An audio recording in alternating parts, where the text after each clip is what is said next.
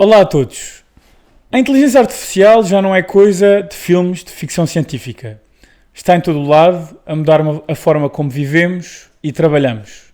No Sem Tretas, aqui, gostamos de falar sobre temas que realmente importam e este é, sem dúvida, um deles. Como é que a inteligência artificial está a transformar o setor financeiro? Será que estamos preparados para confiar cada vez mais nas máquinas?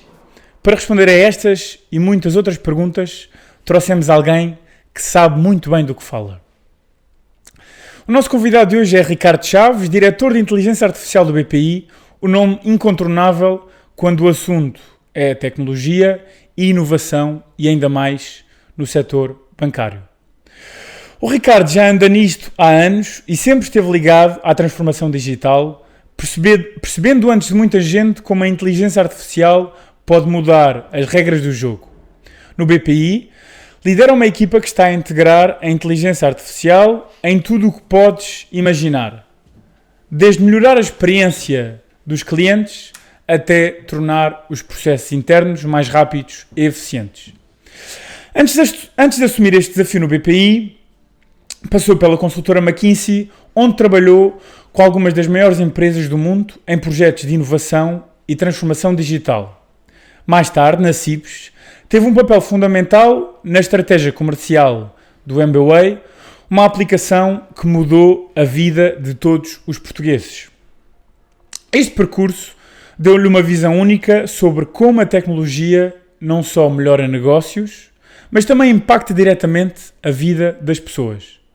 Mas mais do que títulos e cargos, o Ricardo é alguém que realmente acredita no impacto da inteligência artificial e tem estado na linha da frente dessa revolução. Hoje, no Sem Tretas, vai contar-nos como é trabalhar com máquinas que pensam, os desafios dessa tecnologia no mundo real e até onde podemos ou devemos ir com isto tudo. Olá, Ricardo, bem-vindo. Olá. Ricardo, tenho-lhe a dizer que nós pela primeira vez fizemos uma apresentação de um convidado 100%, neste caso pelo ChatGPT, pela inteligência artificial, portanto, nós aqui pelo menos não temos esse hábito, mas percebe-se que é algo que os portugueses e que nós devemos usar mais. Eu começaria pelo início, Ricardo. Como é que surge o seu interesse por inteligência artificial?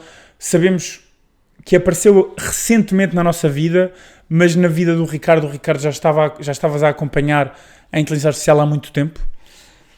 Eu dediquei-me à inteligência artificial profissionalmente. Inteligência artificial, estou a falar o machine learning em diante. Porque a Analytics, diria que desde que entrei na McKinsey, por uma coincidência engraçada, eu queria ter sido engenheiro físico, mas acabei por me formar em Direito por influência do meu pai. E mantive depois a paixão pela física como um físico amador, mas no final do dia, quando entrei na McKinsey, era um caso raro, porque não há muitas pessoas formadas em Direito, se é que já há algum, e então havia sempre a dúvida se eu me aguentava nos projetos analíticos. Portanto, eu sempre, quanto mais analítico era o projeto, mais depressa lá estava eu. Quando dei por mim, era um especialista de Analytics. E portanto, eu em 2013, 14, começou-se a formar em Madrid um grupo estranho, porque na altura ter data scientists ao lado dos consultores generalistas era uma coisa era mais estranho, não é? Era menos comum do que é agora. Muito menos comum, mas houve ali um conjunto de sócios que tiveram essa visão e eu integrei o Hub como sócio júnior, a liderança, na altura trabalhando fundamentalmente em telecomunicações. E portanto é desde 2013 que estou a trabalhar com a inteligência artificial desta que hoje se fala. Analytics semelhantes, já há mais de antes, portanto eu acho que comecei a usar técnicas como as conjoint analysis, que eram técnicas que já surpreendiam muito pela capacidade preditiva que tinham, da forma como neste caso as pessoas valorizavam determinados atributos das ofertas, e sempre me fascinou a capacidade que determinadas abordagens analíticas tinham de contribuir para melhores decisões de negócio. E nessa medida a ligação à inteligência artificial vem numa sequência que é muito mais antiga do que 2013. Claro. Sim, mas mesmo assim 2013 estavas a dizer que tinhas tido contacto com a inteligência artificial como a conhecemos, e eu diria que é muito antes da maioria das pessoas saberem algumas o que é a inteligência artificial. Portanto, começaste mesmo muito quando ainda não estava sequer incorporado à nossa sociedade o termo, não é? Não de todo, e mesmo na venda de projetos ligados à inteligência artificial era dificílimo. Era? Era, porque E isso toda a gente procura. nós queríamos explicar que havia um conjunto de modelos que tornavam rentáveis um conjunto de... Por exemplo, vou dar o exemplo clássico que é o churn. O churn é o risco de cancelamento de um cliente sair do banco, de um cliente sair da empresa, de abandonar a sua conta de telecomunicações e ir para a concorrência. Se nós soubermos de antemão quem vai sair, podemos fazer qualquer coisa para evitá-lo. Oferecer-lhe um produto melhor, dar-lhe algum tipo de vantagem, reduzir-lhe o preço. Sucede que quando não temos um mecanismo que nos diga qual é o risco de saída com uma precisão acima de um determinado limiar, não podemos fazer nada porque corremos o risco de errar e corremos o risco de perder mais dinheiro do que aquilo que, ao reduzir, imagina, preço a pessoas que na realidade não iam sair, estamos apenas a perder receita. Este tipo de abordagem, utilizando machine learning, dava resultados incrivelmente superiores à matemática que nós utilizávamos anteriormente para o mesmo efeito. Mas quando digo incrivelmente superiores, era do género 6, 7, 8 vezes superiores, para mais. E portanto, nós que trabalhávamos muito na área de pricing e churn, ficámos imediatamente a perceber que havia aqui algo de diferente e que permitia criar novas formas de trabalhar nas empresas. Na altura, uma das coisas que mais fiz foi programas de gestão proativa de churn, que só eram possíveis utilizando machine learning, porque se não fossem estes modelos, a capacidade preditiva não era tão boa e não se justificava estar a contactar proativamente clientes. Ricardo, depois vais para o BPI e toda a gente sabe que o setor bancário, principalmente, tu entraste no BPI em 2016? Não, 2016 fui para a CIBS, onde Foste tive 5 anos e meio. Okay. E entrei no BPI há 3 anos. Okay. Faz agora 3 anos certos no BPI. O setor bancário é muito conservador. Como é que se entra aqui num setor conservador e se começa a inovar? Principalmente numa altura, agora já soube falar muito de inteligência artificial, até com a introdução no final de 2022 do ChatGPT, mas em 2020 ou 2021, quando tu entraste, não havia nada. Portanto, era um termo muito menos usado, diria, pela sociedade em si. Portanto, como é que se ganha este combate do conservadorismo, principalmente de um setor bancário? Olha, eu há 3 anos, o que eu notei... Primeiro, eu acho que na banca, desde há um tempo, que há a sensação de que existem muitos dados de grande valor sobre o cliente. Ou seja, um banco tem condições de saber muita coisa sobre os seus clientes e de há um tempo para cá que os bancos têm a sensação que deviam servir melhor o cliente, utilizar esses dados para serem melhores junto do cliente, estarem mais próximos nos momentos importantes, não o chatearem tantas vezes com coisas que não lhe interessam para nada e que se calhar tinham condições de perceber de antemão que não lhe iam interessar para nada. E portanto, essa sensação eu acho que já existia no BPI. O BPI tem uma vantagem, é que pertence ao Grupo CaixaBank. O Grupo CaixaBank é gigante. Quando eu entrei, apesar no BPI o tema ainda estar por desenvolver, no CaixaBank não estava, e isso permitiu nas altas chefias do banco já ter criado a sensação de que devíamos arrancar depressa, porque até se calhar já íamos um pouco atrasados neste percurso de trazer inteligência artificial para o banco. Mas há aqui um ponto que eu friso sempre e que é crítico. A inteligência artificial hoje, em qualquer área e na banca também, se nós formos pesquisar usando ChatGPT ou o tradicional Google, facilmente encontramos 50 casos de uso nos quais conseguimos perceber como é que a inteligência artificial tem impacto e muda a forma de funcionar, seja servir melhor o cliente, seja reduzir custos, seja outra métrica qualquer relevante de impacto. E portanto nós temos a obrigação de criar um conjunto de casos de uso suficientemente grande para tornar a inteligência artificial estratégica. E isso não é de sumenos, porque se nós queremos que um banco invista fortemente em inteligência artificial, a primeira coisa é que nós temos que colocar isto na mesa do CEO e na mesa da Comissão Executiva e numa forma que eles entendam, de uma forma pragmática, que eles entendam como é que isto vai acrescentar ao negócio. Portanto, por um lado sabemos muito do cliente, isso toda a gente está de acordo. Certo. Por outro lado, temos que trazer, e não pode ser 1, nem 2, nem 3 casos de uso, nem coisinhas de pormenor. Tem Tens que vir com, que traga valor real. com uma lista relevante de coisas, e aí sim tomas mais risco. Portanto, porque é que muitas vezes isso não se faz, mesmo em empresas grandes? Porque ficas em risco, porque estás a prometer algo muito mais ambicioso, claro, do que apenas e só andares ali a entregar coisinha atrás de coisinha. Mas a minha experiência é que se não há esse primeiro impulso de trazer um portfólio grande, ambicioso e dizer, olhem, é isto que eu estou a propor para o banco, é isto que nós vamos tentar fazer. Não consegues atenção estratégica. Se não consegues atenção estratégica, não vais ter os meios necessários. Cada vez mais, trazer inteligência artificial para a transformação de um banco ou de uma empresa de grande dimensão vive de teres uma equipa dimensionada para o efeito. Isto não se faz com 3 data scientists para ali e um data engineer solto para acolá e conversas ocasionais com a comissão executiva. Tem que se fazer com uma equipa grande, com as competências certas, com a dimensão certa e com uma agenda estratégica em que o AI esteja presente em tudo o que é a transformação das áreas principais. E nessas implementações, há bocado estavas a dizer que é preciso realmente mostrar um plano claro à Comissão Executiva para as coisas irem para a frente.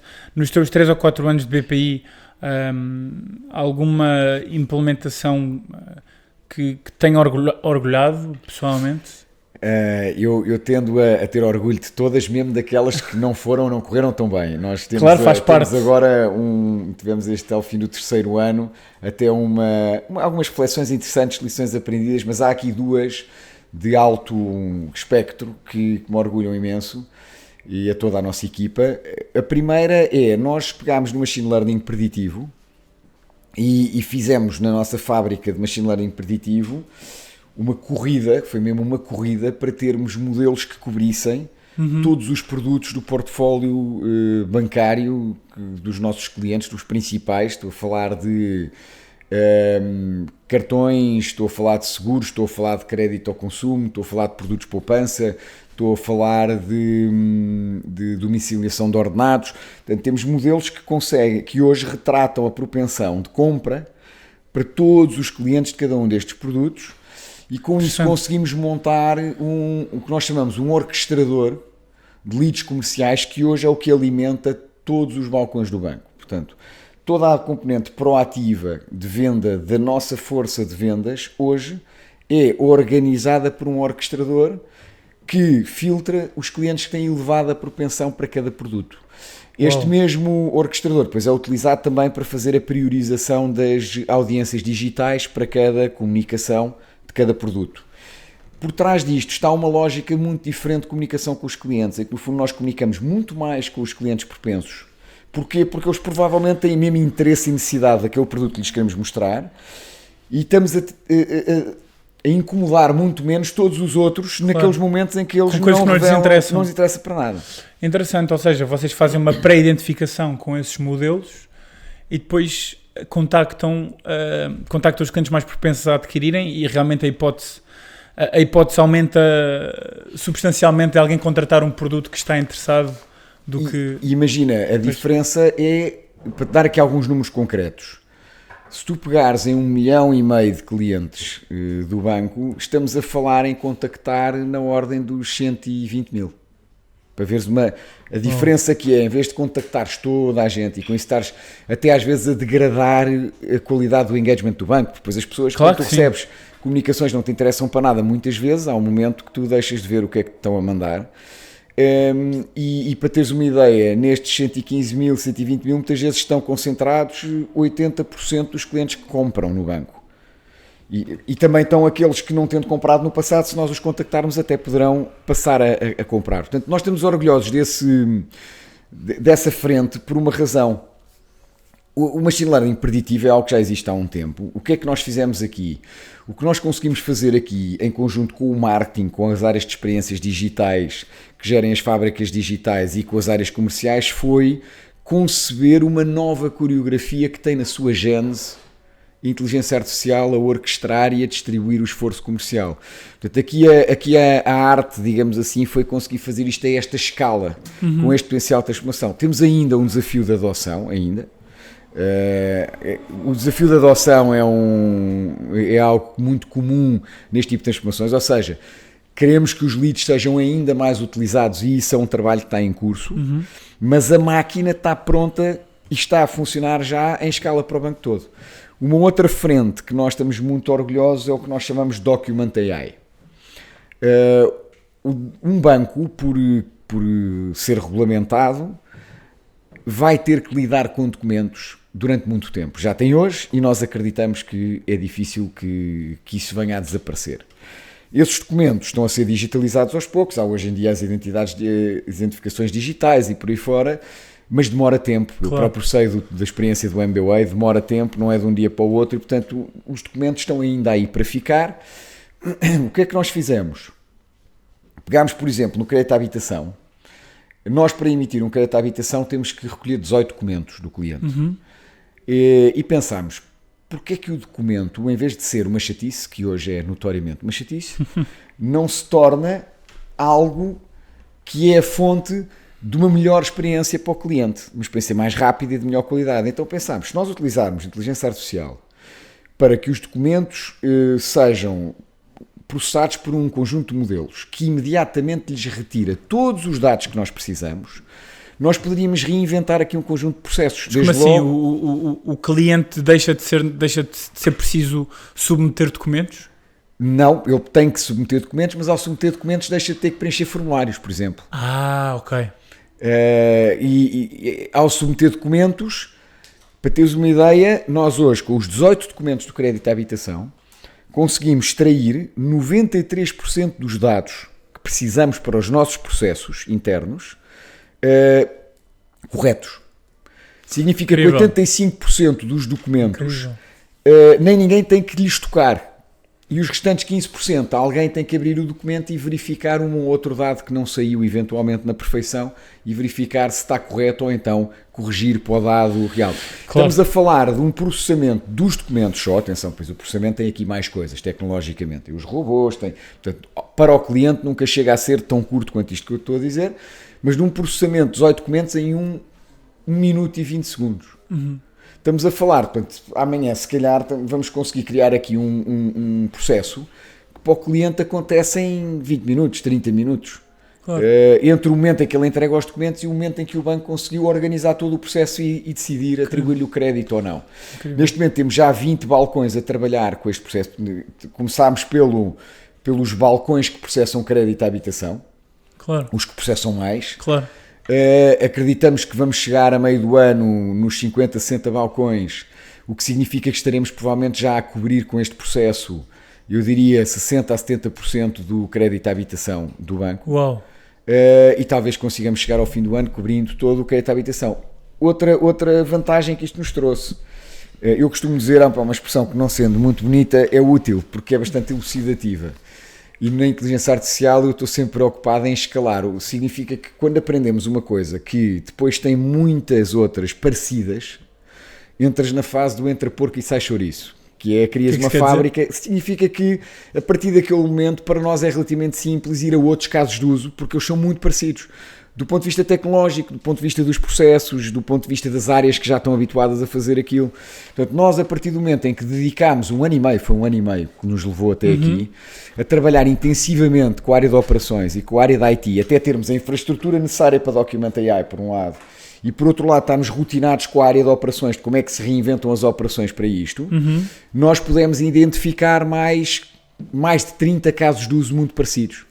Uau. Nos quais nos vamos focar agora, logo de seguida. Já estamos a focar em termos de treino dos documentos e iremos focar-nos depois na componente de integração disto na reengenharia de processos. Ricardo, nós falamos aqui do crédito à habitação, que toca a praticamente toda a gente, e passando um bocadinho aqui ao dia a dia das pessoas, como é que a inteligência artificial, assim no geral, está a impactar a vida dos portugueses, mesmo nós não tendo a noção, não é? Nós conhecemos muito o ChatGPT, principalmente a malta do escritório utiliza para muitas coisas, mas no geral, assim, em que é que a inteligência artificial está a mudar a nossa vida aos poucos e poucos? Eu acho-te uma excelente pergunta e gosto de trazer aqui alguns ângulos diferentes. O primeiro ângulo talvez seja o das redes sociais. Estes algoritmos de recomendação fazem duas coisas, o exploration e o exploitation, o que significa que, por um lado, trazem-te coisas que tu seguramente vais gostar. Porquê? Porque o algoritmo já percebeu que tu gostaste. Por outro lado, tentam trazer-te coisas novas que pessoas parecidas contigo, ou que revelaram gostos parecidos contigo, ou viram coisas que tu viste também, gostaram. Interessante. Isto tem vantagens, que já vamos às vantagens, mas também tem grandes desvantagens de addictiveness, de vício que isto cria. E, por exemplo, já o Facebook, o X mudaram muito os comportamentos da sociedade. As sociedades estão muito mais radicalizadas à conta do que alguns destes algoritmos fizeram às pessoas. As pessoas estão menos disponíveis para os compromissos, porque muitas das pessoas ficam ali na sua bolha, só a ver aquilo com que concordam, e a serem estimuladas a odiar aquilo com que discordam. Claro. E, portanto, isto é um dos grandes impactos que a inteligência artificial tem tido na sociedade, nem sempre da melhor forma. Mas depois também tem tido outros muito bons. E também com os algoritmos de associação. Por exemplo, quando pegamos no Spotify ou no próprio YouTube, a experiência de ouvir música foi radicalmente transformada através da inteligência artificial. As recomendações, não é? As recomendações, a lógica de playlists, a lógica de exploração de música que tu nunca ouviste, mas descobres música extraordinária através do algoritmo, por exemplo, do YouTube, mudou. E se calhar a cultura musical hoje é melhor, ou pelo menos é muito mais fácil quem queira ter uma boa cultura musical tê-lo hoje à conta da inteligência artificial.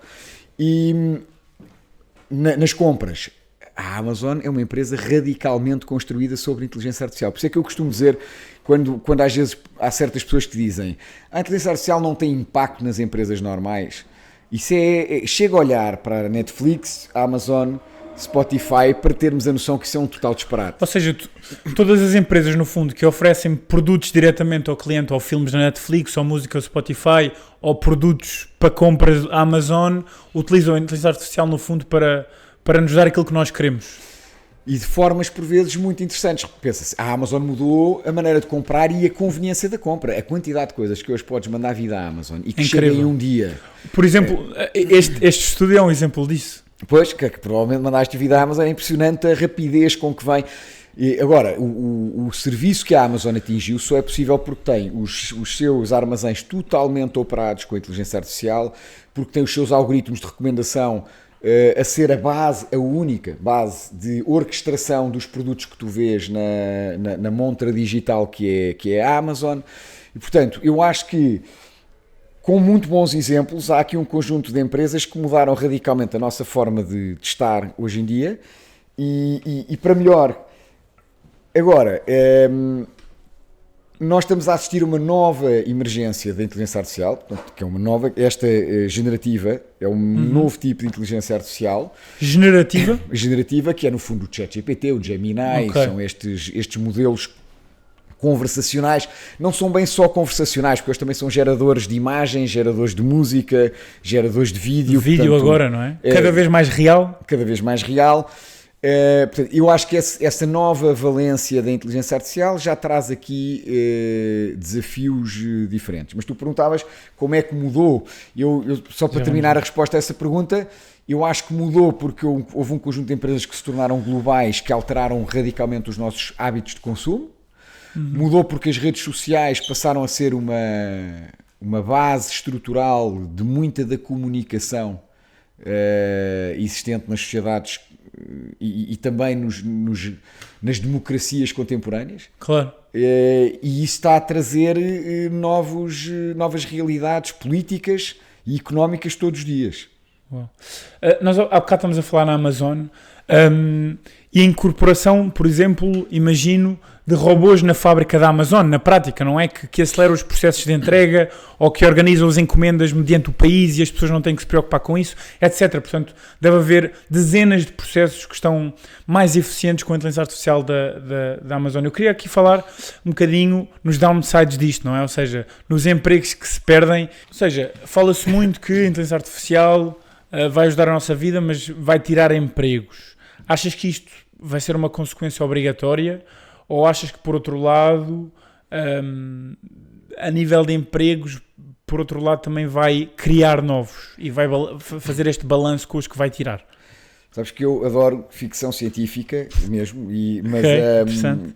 mas a ficção científica é especulativa e hoje em dia há uma certa tendência para nós comentarmos estes temas misturando ficção científica, ou seja, especulação pura, com aquilo que são factos. Eu gosto de tentar começar ao contrário. Portanto, vamos tentar olhar para aquilo que já sabemos, que hoje porque está a acontecer e, portanto, já conseguimos derivar consequências Certo. daí e depois ir progressivamente chegando àquilo que ainda não sabemos e tentando ver a melhor maneira Ok. mais...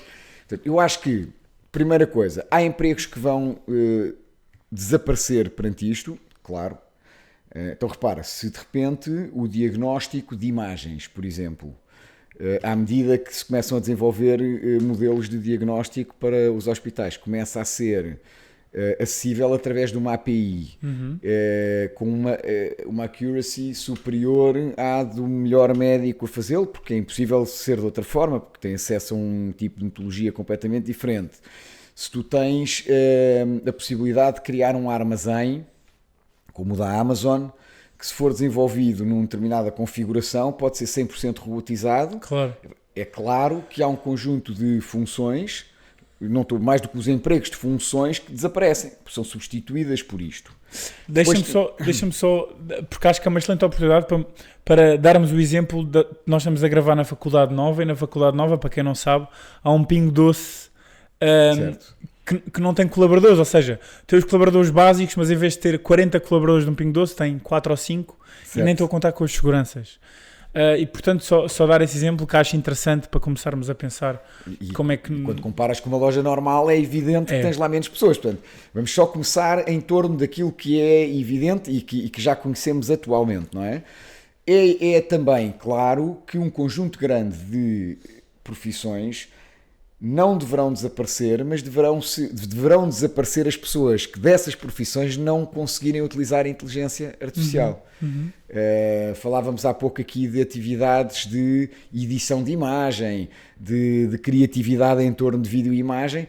A inteligência artificial muito provavelmente vai tornar-se absolutamente core nesse tipo de profissões. A parte de edição de texto, há um conjunto de gestão administrativa que ganha brutalmente Contabilidade, contabilidades. Portanto, há muitas atividades que eu não diria que vão desaparecer, mas quem não souber incorporar inteligência artificial vai ficar tão menos competitivo relativamente a quem sabe, que aí já não é a profissão que desaparece, mas são as pessoas que não estão preparadas para utilizar a inteligência artificial que desaparecem. E depois há o tema, que para mim é o mais especulativo, de se isto cria ou não outros empregos e outras oportunidades. Nós aqui, olhando para a história, a tecnologia criou empregos mais do que os que destruiu, até hoje. Portanto, se quisermos olhar para a história, se nós já comentávamos antes da inteligência artificial, que hoje, quando uma pessoa entra no mercado de trabalho, por causa da tecnologia, tem que se atualizar regularmente, ou seja, antigamente, no tempo dos nossos avós, a pessoa aprendia uma coisa qualquer e fazia o resto da vida, nunca mais voltava à faculdade. Isso já não era verdade antes da inteligência artificial. Com a inteligência artificial ainda vai-se agravar essa tendência. Agora, quanto ao tema da conversão de empregos, porque é que eu acho que eu sou otimista, portanto, eu acho que a tecnologia tem criado mais empregos do que aquele que destruiu, e apesar disto que eu estou a dizer não está comprovado, é uma tese minha não demonstrada. Aqui vale tudo. Aqui vale tudo. Porque é que eu acho que isso, uma hipótese, uma explicação possível, porque é que isso aconteceu no passado, porque é que eu acho que vai continuar a acontecer no futuro. Nós, seres humanos, vamos evoluindo de uma lógica de satisfação das nossas necessidades básicas, comer, ter alimento, ter casa, ter segurança, para satisfazer necessidades não básicas. E podemos falar de arte, podemos falar de entretenimento, podemos falar... E portanto, há aqui uma dimensão de criação de necessidades na economia que é inventada pelo homem e que vai criando o seu caminho. Portanto, eu acho que amanhã, se nós tivermos quando as sociedades começaram a ser quase equilibradas do ponto de vista de já não haver pobreza, a economia desenvolveu-se ainda mais, não ainda menos. Isto, se calhar, colocado aqui há 200 anos, para a maior parte das pessoas seria uma surpresa, porque a maior parte das atividades que existiam e que valiam dinheiro tinham a ver com a satisfação de necessidades básicas das pessoas. E, portanto, eu acho que a imaginação das gerações futuras, e até da nossa, à face de novas circunstâncias, vai continuar a progredir e vamos inventar coisas. Essas coisas novas vão gerar novas necessidades, e essas necessidades vão ser pagas por alguém, Claro. e isso vai gerar novos empregos, que nós temos dificuldade em dizer quais são. Temos dificuldade em dizer quais são. Portanto, ainda não vamos prever, não podemos prever que empregos é que podem ser criados em 2050, por exemplo, com a inteligência artificial. Porque as pessoas, por exemplo, o CEO da Nvidia diz uma coisa muito interessante, que é os programadores, que hoje em dia são essenciais à vida de toda a gente, vão desaparecer. Portanto, o ChatGPT desta vida vai ser capaz de programar, e já lá vamos. E eu penso, se a inteligência artificial vai tirar até empregos na tecnologia em si, que são os programadores, em outras áreas, não é? Que podem ser substituídas por ela, ainda mais. Não concordas com isto? Mesmo aí, eu acho que às vezes é difícil prever. Por exemplo, quando entrou agora esta nova onda de inteligência artificial generativa, e ela de facto, eu acho que vai reduzir alguma necessidade de programadores, mas não necessariamente toda, e até gera efeitos esquisitos. Porque, por exemplo, um programador muito experiente consegue utilizar a inteligência artificial generativa para programar como se fossem assistentes. Portanto, substitui programadores júniores pela inteligência artificial generativa. Mas colocou-se logo uma questão, que é uma questão interessante, que é: mas todos os programadores séniores vão utilizar esta nova abordagem, deixa de haver programadores séniores dentro de um tempo.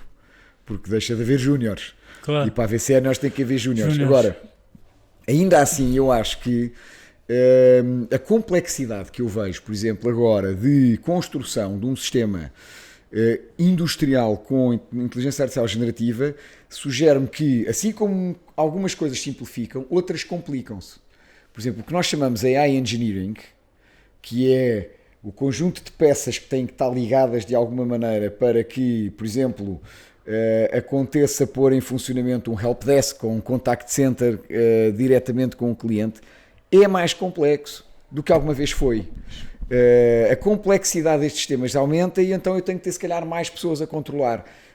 Ainda estamos a meio do processo. Eu não acho que seja evidente aquele sonho de vou ter coisas do mais complexo que há autonomamente a fazer tudo sozinhas. Estamos longe disso, É? Eu acho que estamos ainda longe disso.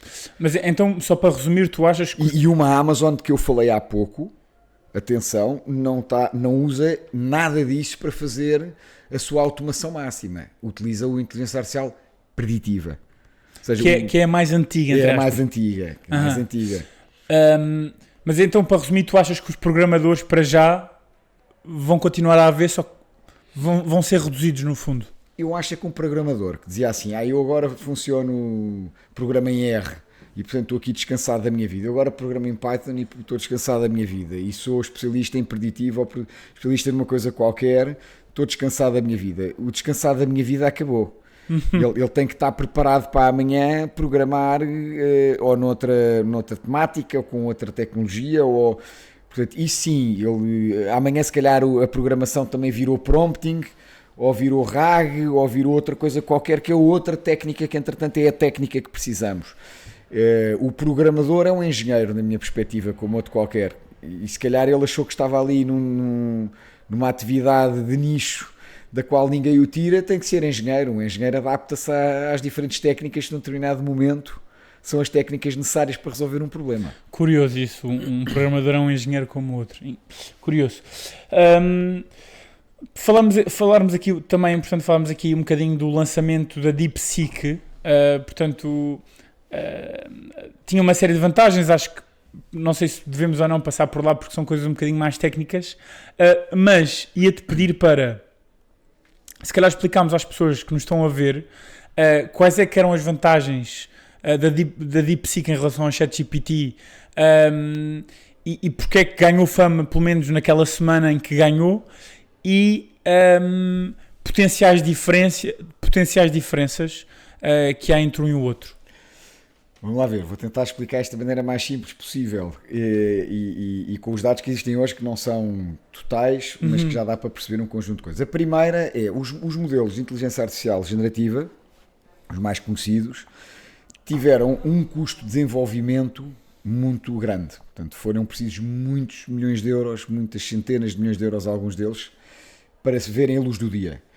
Não só porque para treinar a quantidade enorme de dados requeriam servidores preparados para o efeito, com chips de tipos da Nvidia preparados para esse tipo de treino, como também, o que não é tão conhecido das pessoas, mas requerem enorme trabalho humano de labeling. Ou seja, houve muita gente que classificou as respostas do ChatGPT manualmente até o ChatGPT aparecer e ver a luz do dia com a qualidade com que nos habituou.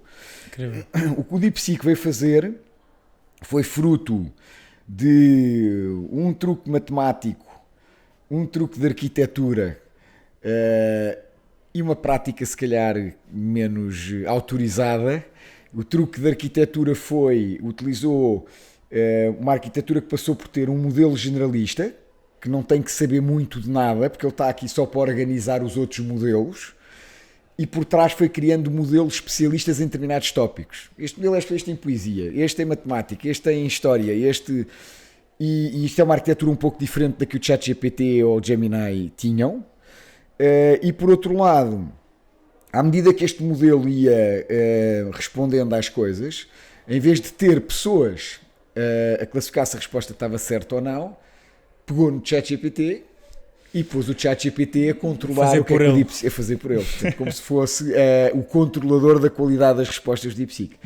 E com isso conseguiu treinar um modelo a um nível de performance. Agora é indiferente estar a discutir as diferenças mínimas de performance, mas é um modelo que está a um nível elevadíssimo de performance a uma fração do custo, dizem eles a 6 milhões de dólares de custo de desenvolvimento.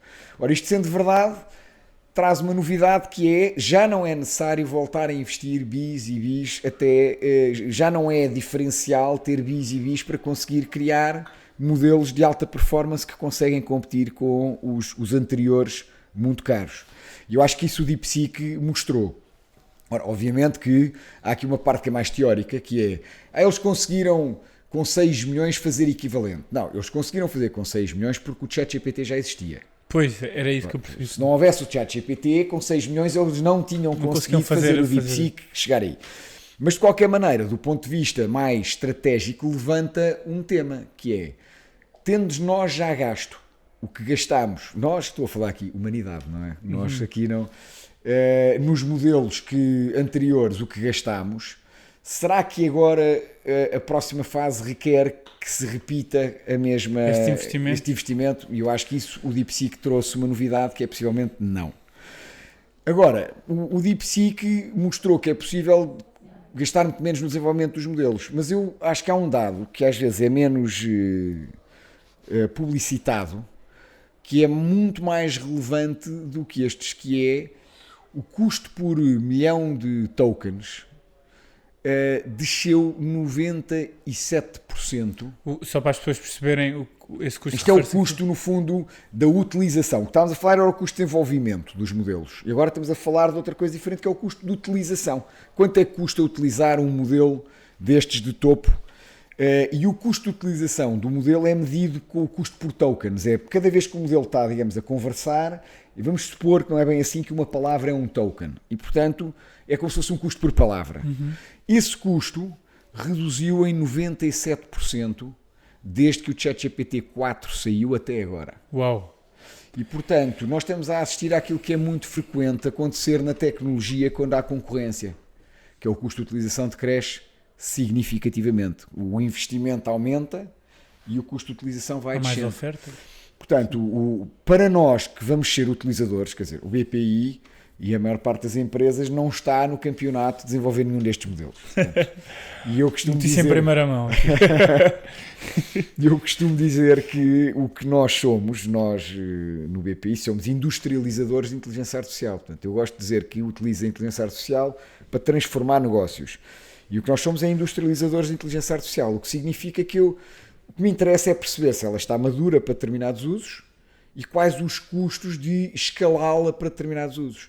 E as grandes notícias que saem daqui esses custos baixaram significativamente e continuam a baixar.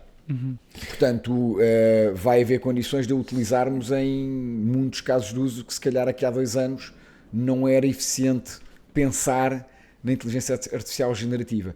Eu lembro-me que havia uma piada que se fazia, que era, para tu construires um bot que falasse com o cliente em indústrias como a nossa, que são muito, a reputação é muito importante e não podes correr riscos de que ele alucine, claro, e diga coisas erradas.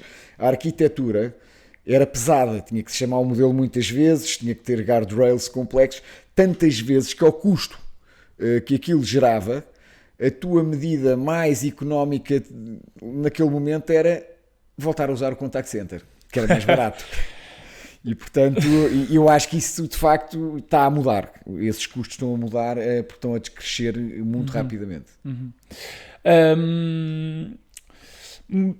Mudando aqui um bocadinho o tema para a regulação que existe hoje em dia de inteligência artificial, que explicasse aqui um bocadinho o que é que existe, o que é que não existe, e já agora, prevendo um crescimento muito rápido da inteligência artificial, como é que alguns países, e principalmente os que investem mais, as principais potências, devem legislar a inteligência artificial? Olha, eu desde já vou começar aqui por um statement forte para que o que eu vou dizer a seguir seja bem interpretado. Eu acho que no que toca à inteligência artificial, a ética é fundamental, absolutamente crítica. A burocracia e os burocratas dispensam-se. Isto é relevante porque muita da discussão que está a acontecer hoje em dia, há opiniões extremadas e muito do que se critica hoje na legislação europeia é a componente burocrática da coisa, não a necessidade de uma ética forte na utilização da inteligência artificial. Eu assisti a um debate aqui na Nova, recentemente, com o Karim Lakami, que é um professor de Harvard, muito interessante, tem um livro que eu recomendo a toda a gente, chamado Competing in the Age of AI, que é espetacular. E ele mediou aqui um debate entre várias pessoas. Ele é americano e a meio do debate dizia assim: eu estou abismado, como é que vocês só falam de regulação? Nós só conseguimos falar de regulação desde que começámos este debate. E ele dizia assim: nós americanos pensamos de maneira muito diferente, porque um paralelismo que eu faço é, imaginem quando o Henry Ford inventou o Ford T, primeiro carro escalável, industrializável. O que vocês estão a fazer é chegar lá e dizer assim: agora o que nós precisamos é de um código de trânsito. Pois. E ele dizia assim: não, primeiro é preciso que comprem os carros, depois, quando houver muitos carros, eventualmente vai haver desastres entre os carros e é preciso definir um conjunto de regras, mas até lá nós não precisamos para nada estar a inventar em abstrato regras. Eu acho que nem tanto tomarem tanta terra, mas ele tem muita razão em parte do que está a dizer. Acho que inventar relatórios, imagina, dizeres que a cada modelo que se faz é necessário fazer um relatório, que já estamos a fazer no BPI, by the way, para aferir se ele cumpre ou não cumpre os direitos fundamentais, está muito próximo da burocracia, porque quem é que vai controlar esse relatório? Não vai haver entidades capazes, competentes, com tempo, disponibilidade para controlar esses relatórios. Não vai haver... muitas empresas não vão ter capacidade. Portanto, há muitas PMEs que vão... Nós temos uma equipa muito grande, portanto, claro que sim, somos um banco regulamentado, portanto, estamos a investir fortemente em cumprir milimetricamente, eu até diria, mais que cumprir o que está lá definido, porque a minha principal preocupação é garantir que não haja nada em que a inteligência artificial esteja presente que não cumpra escrupulosamente os princípios éticos que o BPI se compromete, independentemente até do que diga a legislação. Agora, as utilizações de inteligência artificial que são francamente erradas, certo, devem ser proibidas e são proibidas agora nesta regulamentação, têm que ser controladas. Ou nós achamos sinceramente que é por estar definido na lei e por teres de fazer um relatório a avaliar que deixas de fazer uma proibida. Ou seja, imagina que a proibida é enganar pessoas incautas. Sim. Nós acreditamos que há alguém que ia fazer isso e que depois, porque a legislação não obriga a fazer um relatório, depois de escrever o relatório dizer, pá, não, agora percebi que não posso fazer, eu ia enganar velhinhas, mas afinal já não posso. Portanto, o que é necessário aqui, controle, é necessário controle da utilização da inteligência artificial, mas era conveniente que isto fosse pensado numa ótica, por um lado, ajustada a um mercado que está a mudar todos os dias. Eu acho muito mais importante nós, eu pelo menos faço isso no banco, passarmos às pessoas know-how e princípios fortes. Por exemplo, a inteligência artificial vai-nos colocar em situações em que nós, ao utilizá-la, podemos enfrentar consequências que não previmos. Então, nesse momento, imagina que tu tens um bot e não o treinaste o suficiente ou não conheces o modelo que estás a utilizar o suficiente para ter a certeza se ele vai ou não ou insultar alguém ou dar uma informação errada. Tu tens que estar preparado para avaliar esses riscos e tomar decisões que sejam seguras, mas não é necessariamente um conjunto burocrático de relatórios que vão eventualmente impedir que isso aconteça. Sim, mas nós estavas há bocado a falar em ética. O ChatGPT atualmente rege maioritariamente por regras, eu diria, até robustas de ética. Basta ver a quantidade de perguntas que ele nos responde. Desculpe, não posso perguntar isto. E eu passava isso para a pergunta seguinte, que é sobre um bocadinho aqui os riscos da inteligência artificial e um bocadinho assim com a tua experiência, os teus, não é medos, mas o que é que achas que podem ser aqui alguns receios teus relativamente àquilo que se vai tornar no futuro? Olha, eu acho que há riscos relevantes, muito relevantes. Por exemplo, no outro dia um jornalista do Financial Times escrevia na sua crónica um cenário de horror. Ele diz, eu estava a trabalhar e de repente ligam-me, eu atendo e ouço a minha filha, aos berros, a dizer, pai, eles estão com uma faca no pescoço, querem-me matar, tens que ir levantar dinheiro e dar, não sei, e entregar não sei aonde. Ele diz, eu nem pensei, saí a correr transtornado e a levantar todo o dinheiro que eu tivesse e mais algum, claro. E naquele preciso momento recebo um SMS de quem? Por sorte da minha filha. E liguei-lhe, então, mas não, estou aqui, não passa nada. Tinham com inteligência artificial, tinham capturado a voz dela e tinham inventado este cenário dantesco para fazer fraude. Isto é algo que está a acontecer com maior frequência e que vai acontecer e vai se generalizar, até ser controlado há de se generalizar. A utilização de inteligência artificial em tudo o que é militar é algo que é de alguma forma assustador, para não dizer de todas as formas assustador. O Jeff Hinton, que é um dos grandes criadores desta nova inteligência artificial do Deep Learning, que estava na Google, saiu da Google e eu assisti a uma entrevista dele em que ele dizia assim, eu estava, não sei porquê, num WhatsApp do Pentágono, com mais não sei quantas pessoas conhecidas. E de repente vejo lá um chat em que eles estavam a comentar que utilizavam uma rede neuronal das minhas, das que eu inventei, para ajustar as minas terrestres, ou seja, eram minas terrestres inteligentes. Então cada vez que explodia uma mina, elas voltavam, mexiam-se de maneira a otimizar a grelha. E ele diz, eu quando vi isto disse assim, eu não quero que a minha invenção esteja ligada a estas coisas. Depois saiu da Google para poder estar mais à vontade, para estar...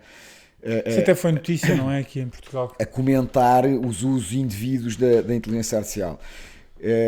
Mas há aqui variadíssimas formas de utilizar a inteligência artificial que são profundamente negativas e eu diria desde logo que muitas delas já estão disponíveis hoje. Outra que eu vi era um drone, que isto existe, que está preparado para andar a fazer levantamento facial até uma pessoa sair e matá-la, sem supervisão, ou seja, o próprio modelo é que decide. Portanto, vai haver inúmeras formas erróneas de utilizar a inteligência artificial. Eu acho que uma daquelas que muito se discute agora, pensando futuristicamente, agora fala-se muito nos agentes.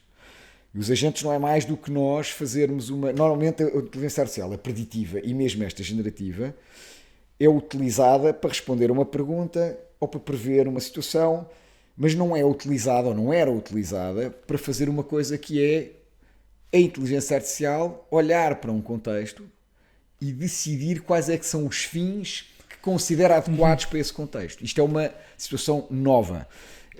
Imagina que tu dizes ao teu sistema de inteligência artificial, olha, vou para Londres, trata-me de tudo.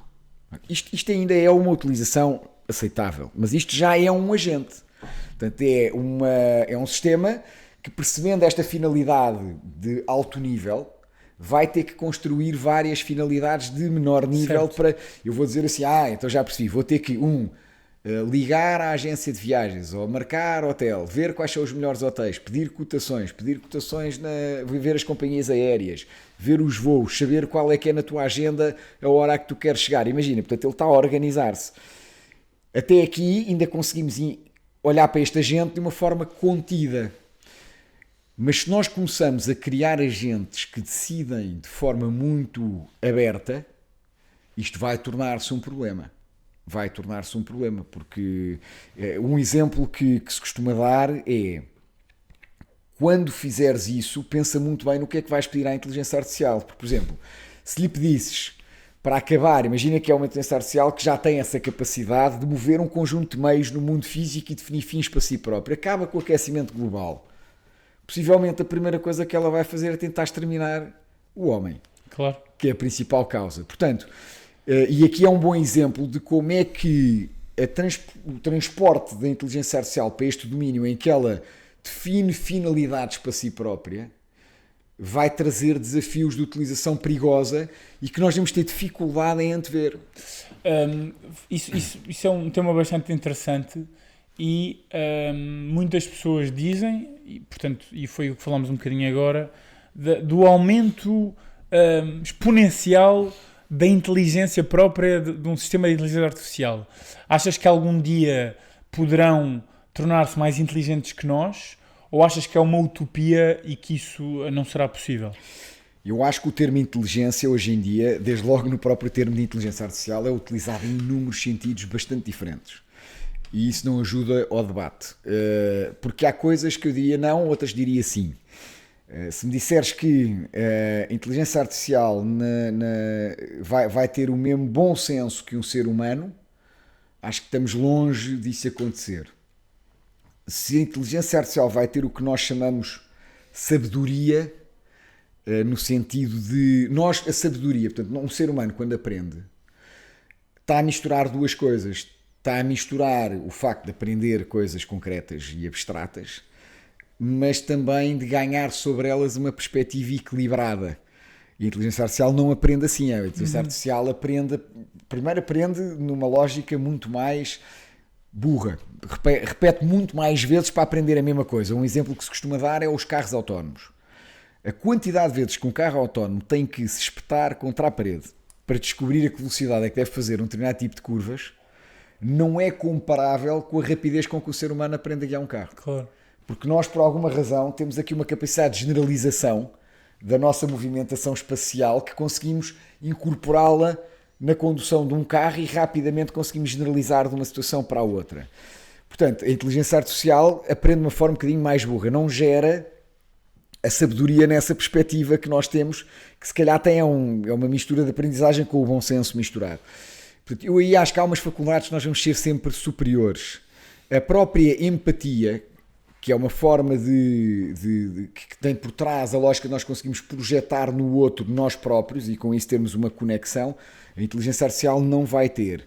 Agora, ela já é mais inteligente que nós próprios num conjunto de coisas. Portanto, se virmos o que é a pontuação hoje do ChatGPT 4, na maior parte dos testes de admissão para a maior parte das profissões nos Estados Unidos, nós vemos que ele já tem entre 90 e muitos por cento e 80, 70%. Portanto, logo aí já sabemos que a média das pessoas que estudaram aquela matéria não o têm. Portanto, imagina, o mesmo sistema já consegue, num conjunto muito variado de coisas, claro, ser mais... Portanto, a inteligência nessa perspectiva já o faz de forma melhor que nós. Agora, há uma coisa que se chama a inteligência artificial geral, que ainda cá está, mas também tem bastantes definições, que Eu acho que vai acontecer. Nós temos sistemas de inteligência artificial que vão ser genericamente melhores que nós em praticamente tudo. Mas mais do que serem mais inteligentes, achas que... Pronto, já aqui falámos naqueles perigos, mas eu diria perigo mesmo fazer-nos mal. Achas que um sistema de inteligência artificial daqui a 100 anos poderá ter essa maldade quase, não é? Ou seja, ultrapassar aquilo que, em vez de nos ajudar, prejudicar-nos de propósito. O termo maldade, deixa eu ver se eu consigo aqui trazer 2 ou 3 tópicos importantes para esta discussão. Primeiro, o termo maldade. Sabes que há um livro muito interessante de um filósofo que é o Terry Eagleton, chama-se O Mal. E ele, são 3 ensaios no livro, e o primeiro ensaio é espetacular. Uma das coisas que explica é que o mecanismo do mal tem uma certa vizinhança com o mecanismo da criatividade. A criatividade funciona por tentativa e erro. Nós próprios funcionamos assim. Nós não temos conhecimento intuído. O ser humano não sabe o que isso é. Não existe. Tem sempre que tentar e errar. A busca de um sentido no ser humano também gera situações de mal. Muitas vezes. As sociedades acham que um determinado sistema é bom, quando verificam já estão a fazer mal com ele. Então tentam voltar atrás. Há situações de grande vizinhança entre essa tentativa e erro no mal e na inteligência, e portanto é preciso controlar. Isto significa isto, que com uma inteligência que seja muito poderosa, nós não podemos correr o risco de que ela vá fazer essa tentativa e erro para zonas onde possa provocar o mal. O Stuart Russell é um teórico deste tema do risco do AI. Tem um livro chamado Human Compatible, onde ele propõe exatamente um conjunto de princípios, um dos quais não pode nem deve haver a inteligência no sentido de ser uma otimização dos meios para um determinado fim, não pode ser colocada assim para a inteligência artificial. Tem que ser uma otimização dos meios para os fins da humanidade. Ponto final. Não pode haver nunca o risco de haver uns fins da inteligência artificial que não sejam os da pessoa, os da humanidade. Mas nós temos o controle sobre isso? Temos que tentar manter. Isso é que eu acho que é fundamental. E repara, um dos temas fundamentais, se calhar, é a inteligência humana. É uma inteligência, como se diz em inglês, embodied. Como é que diríamos em português? Incorporada, relacionada com... Não é? Portanto, nós somos um ser biológico que está num contexto espacial e que se otimiza nesse contexto espacial. Tenta sobreviver e tenta ajustar socialmente. A inteligência artificial... Eu não sou fã do Star Trek, sou fã de Star Wars, mas o Star Trek tinha aquela inteligência artificial abstrata que estava lá na nave e que... Certo.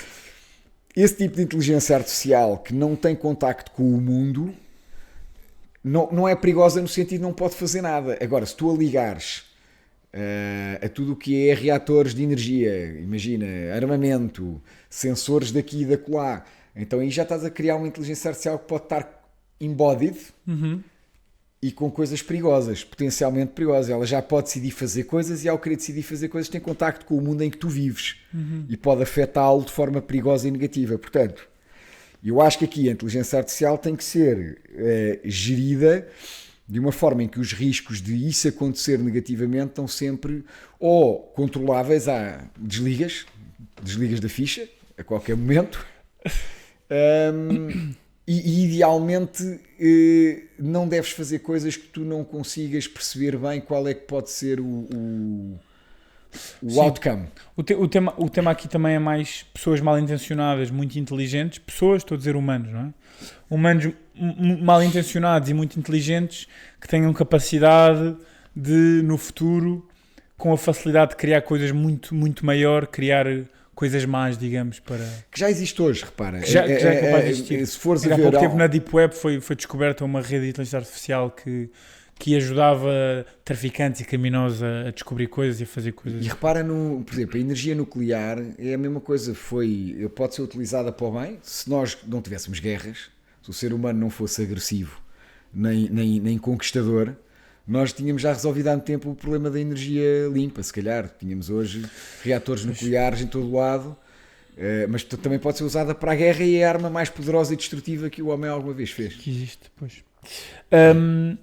Estamos a terminar. Eu queria agora ir mais para Portugal, olhar para nós. Não se fala muito de iniciativas, se calhar, Ricardo, tu deves saber, e pergunto, mas não se fala muito de iniciativas 100% portuguesas que envolvam projetos relevantes de inteligência artificial. Portanto, como é que nós estamos? Estamos a investir o suficiente? Estamos muito atrás dos outros? Olha, eu acho que não estamos a investir o suficiente. Estamos atrás. Primeiro, desde logo nas grandes empresas, o que eu vejo é que somos muito poucas aquelas que têm equipas de inteligência artificial à séria. Portanto, nós já somos quase 40 e continuamos a crescer e eu vejo poucas que, à dimensão que têm equipas de inteligência artificial com dimensionamento capaz de as transformar de uma ponta à outra utilizando a inteligência artificial. E, portanto, eu diria logo, isso é o básico. Depois temos um tecido muito forte de PMEs e as PMEs, para conseguirem utilizar a inteligência artificial, vão ter que ser preparadas para esse efeito, vão ter que ser apoiadas para esse efeito. Porquê? Porque estamos a falar de uma adoção de inteligência artificial que não é como esta em que eu tenho 40 experts. Claro. É preciso haver uma facilidade de acesso, é preciso haver formação, portanto, eu acho que há imenso por onde investir para garantir que as PMEs são capazes de utilizar. Há muitas apps hoje que podem ser utilizadas por PMEs. Eu dou um exemplo, a minha mulher é nutricionista e estamos agora num processo enorme de encontrar 1001 coisas que, utilizando a inteligência artificial, permitem ter a atividade facilitada, mais eficiente, perder muito menos tempo com um conjunto de coisas. Agora, é preciso investir na formação das pessoas. Não sei se viste que há já um conjunto de papers que mostram que a inteligência artificial generativa tem um efeito de democratização do conhecimento. Fizeram, por exemplo, um projeto com a BCG e com o Karim Lakami, em que eles puseram um conjunto de consultores que usavam a inteligência, o ChatGPT, e outros não o utilizavam, e verificaram que a utilização do ChatGPT teve imenso impacto, no sentido que foi muito melhor a performance de quem usou. Mas depois, dentro de quem usou, foram comparar aqueles que eram os melhores performance e os piores performers. E aqueles que tiveram um aumento maior de performance foram aqueles que eram originariamente os piores performances. Os performers. Portanto, isto mostra que o impacto é tanto maior quanto menos nós saibamos. Ora, um país que não tem acesso, em termos de capital, aos investimentos que os países mais ricos têm, como nós, deveria ter como prioridade máxima investir em inteligência artificial, na disponibilização do acesso a todas as pessoas, incluindo PMEs e utilizadores individuais. Depois há outro tema que eu acho que Portugal, a Europa tem feito um erro grande. A Europa distribui fundos, através destes fundos, que são muito burocráticos na forma como eles chegam às pessoas, às empresas, etc. E o processo é um péssimo processo de definição de quem é que merece receber esse dinheiro, porque é burocrático outra vez, cá está. O problema é sempre o mesmo. Monta-se um processo que é fundamentalmente burocrático, com 500 regrazinhas que têm que ser comparadas milimetricamente, e perde-se a essência. Como é que os americanos fazem isto? E tem resultado? Através de venture capital. E uma das coisas que eu aprendi ao ler alguma coisa sobre a história do AI nos Estados Unidos é que Silicon Valley tem uma comunidade de venture capital que investe. Imagina, tu tens um moonshot qualquer e chegas lá e dizes assim, eu quero fazer um projeto como era a OpenAI e custa-me 500 milhões. Primeiro tens com quem falar imediatamente e apresentar esse teu projeto e eventualmente receberes os teus 500 milhões. Mas ainda tens mais, é que eles vão dar um bi e não 500. Porquê? Porque tens um conjunto de investidores lá que perceberam que para moonshots ter um bi é muito melhor do que ter 500, porque tu não estás a ver ainda metade dos obstáculos que vais enfrentar. E se eles estiverem convencidos de que a ideia é boa, que aquele moonshot faz sentido, eles dizem, então eu vou-te dar um bi, porque imagina que, olha o que aconteceu, os chips tornaram-se mais caros, há uma guerra de talento em torno dos data scientists que estão a custar 3 vezes o salário, alguns 10, porque tanto é a estrela que sai, eles não querem que tu fiques parado à espera, porque de repente não tens meios para, então dão-te um bi ou um bi e meio.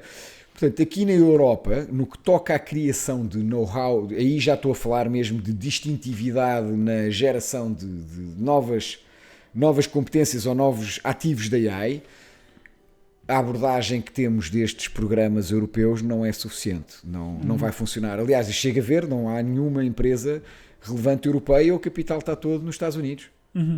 Ou na China. Olha, estamos a chegar ao fim. Queria-te só fazer uma última pergunta, que é: tu achas que a inteligência artificial vai fazer de nós humanidade melhor ou apenas mais eficiente no dia-a-dia? Sabes que eu costumo...